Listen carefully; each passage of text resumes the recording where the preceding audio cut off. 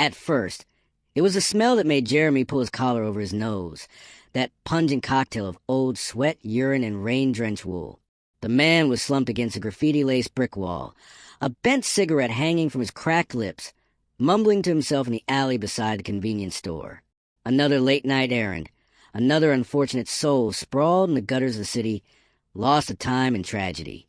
Jeremy would have passed him by without a second glance, until he saw the pin. It was barely visible under layers of grime on the man's coat, a small, enamel badge in the shape of a stylized silver hawk gripping a blue lightning bolt. For a split second, Jeremy's heart forgot how to beat. That pin wasn't just familiar, it was sacred. Reserved for members of an elite, off-the-books military unit. So secret. Even saying its name out loud could land you in trouble. Jeremy knew this because he had worn one himself. Years ago, in a different world, a different life, he took a step back, blinking, hoping his mind was playing tricks. But there it was. The pin was real, and the man wearing it was no stranger.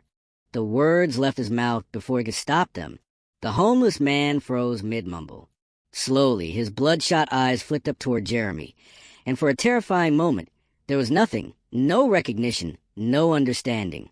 Just a hollow stare that scraped at Jeremy's spine like a jagged piece of glass. But then something shifted behind those eyes. A spark, a memory clawing its way up through the fog. Red. One, the man croaked. "Is that you?" Jeremy's stomach dropped. Red one, his old call sign. "Jesus Christ," he whispered. "What the hell happened to you?" Matheson tried to sit up straighter, but his body failed him. He coughed violently, spitting something dark onto the pavement. "They found me," he rasped. I ran as far as I could." Jeremy scanned the alley quickly. No movement, no sign of trouble. Yet he crouched beside the man and gripped his shoulder. "Found you? Who?" "You disappeared after the Helsinki drop. They said you were Kia." "They lied." Matheson snarled, just like they lied about what was in the vault. Jeremy felt like the ground beneath him had become quicksand. The vault. He hadn't heard that term in years. It was always spoken of in whispers, even among the highest clearances. It held something powerful, unnatural, and as far as Jeremy knew, the last person to have access, it was standing right in front of him, barely recognizable. "Why come back here?" Jeremy asked, urgency rising in his voice. "If they're hunting you, why not vanish completely?" Matheson grabbed his jacket with a trembling hand, pulling him closer.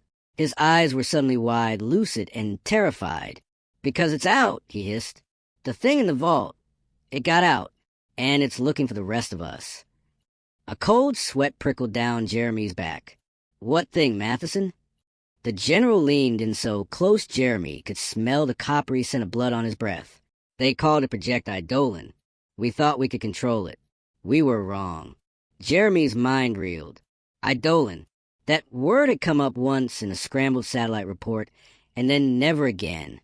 The files were wiped, the operative silenced. He thought it was a myth. "Why tell me this now?" he asked. "Because your next red one," Matheson said, his voice now a frantic whisper. "It remembers us. It knows who we are. And if you don't find it first, it'll wear your skin like a badge."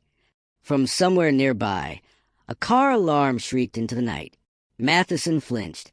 Jeremy stood abruptly, heart pounding, scanning the alley's edge. A shadow moved across the far wall. Too smooth, too fast.